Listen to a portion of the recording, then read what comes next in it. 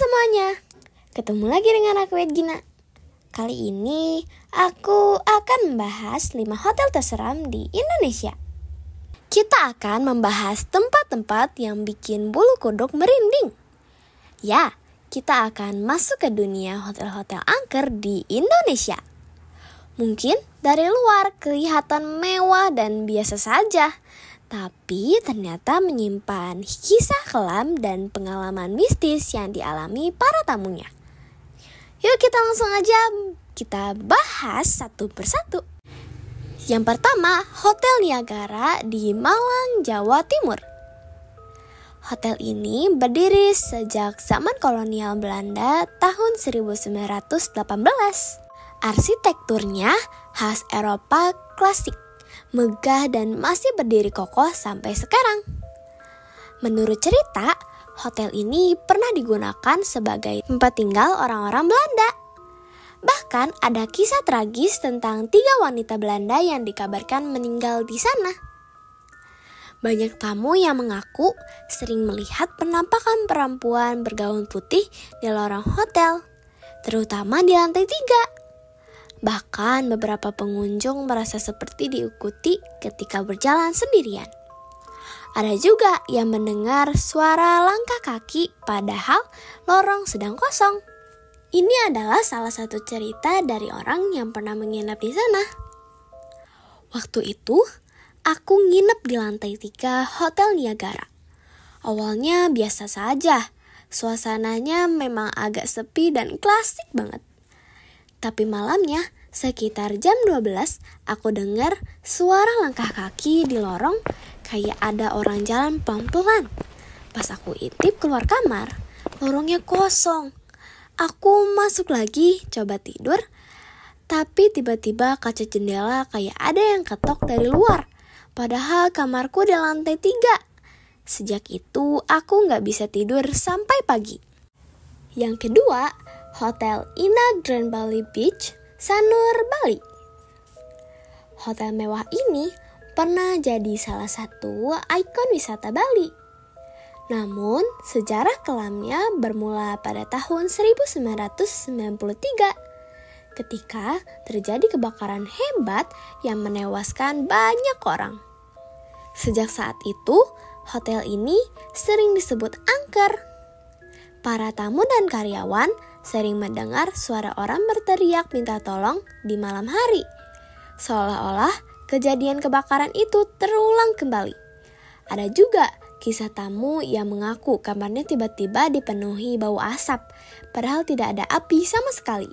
Ini adalah salah satu cerita dari pengunjung di sana.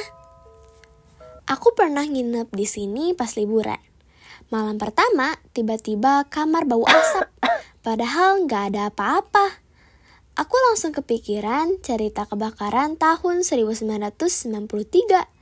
Pas aku coba buka pintu kamar, aku malah dengar orang teriak-teriak minta tolong dari arah lorong. Aku panik lari ke resepsionis, tapi resepsionisnya bilang gak ada apa-apa. Rasanya kayak kejadian kebakaran itu muncul lagi. Ulang tayang di depanku. Hotel Samudra Beach di Pelabuhan Ratu, Jawa Barat. Hotel legendaris ini punya keterkaitan erat dengan mitos Nyi Roro Kidul, sang penguasa Laut Selatan. Bahkan di hotel ini ada satu kamar khusus, yaitu kamar 308 yang dikhususkan untuk beliau.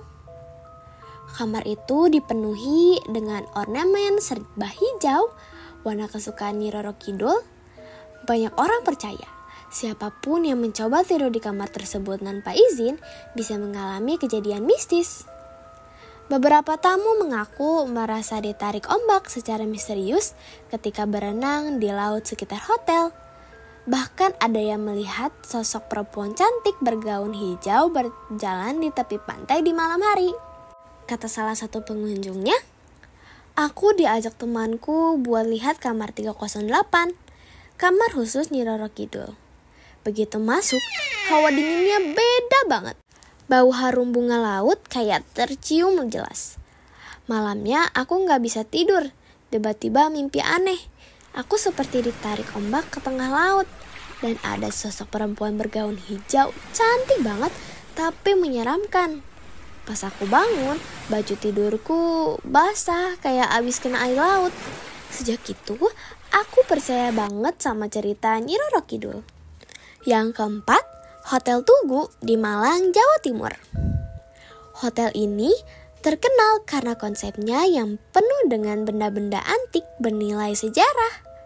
Koleksi tersebut memang menambah nilai seni, tapi juga menghadirkan suasana mistis.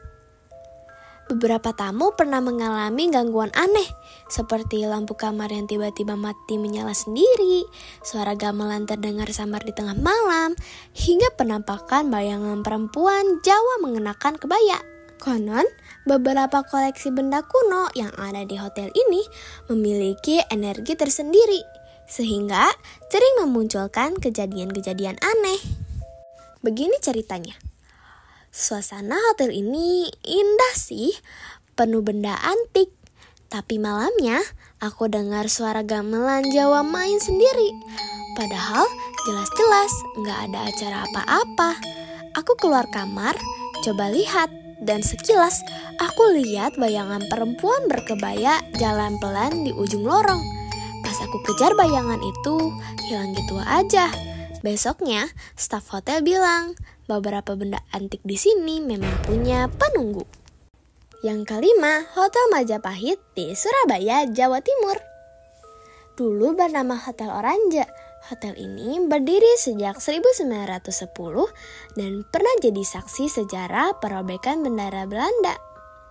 Saat perjuangan kemerdekaan Indonesia dengan sejarah panjang itu, tak heran kalau hotel ini juga menyimpan cerita mistis.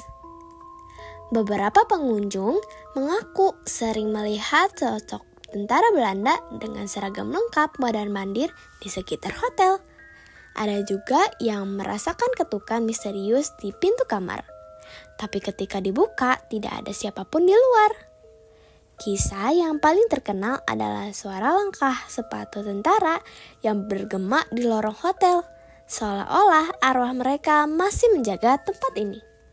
Ini cerita dari salah satu pengunjungnya. Aku nginep di kamar dekat lorong utama. Tengah malam, aku dengar suara sepatu tentara kayak berderap rapi. Aku pikir ada tamu lain, tapi pas aku intip, lorong kosong. Gak lama kemudian, ada ketukan keras di pintu. Aku buka, ternyata gak ada siapa-siapa. Malah bulu kuduku langsung berdiri. Besoknya, aku baru tahu kalau di sini memang sering muncul penampakan tentara Belanda yang dulu pernah mati di area hotel. Gimana? Merinding gak dengar kisah para tamu ini? Ternyata di balik kemegahan hotel ada cerita mistis yang bikin siapapun mikir 2 kali kalau harus nginep di sana sendirian. Kalau kalian dari kelima hotel ini, mana yang paling bikin ngeri? Dan kalau dikasih kesempatan gratis nginep semalam, berani nggak? Tulis komentar kalian ya. Dan jangan lupa like, share, dan subscribe. Sampai ketemu di video berikutnya. Bye!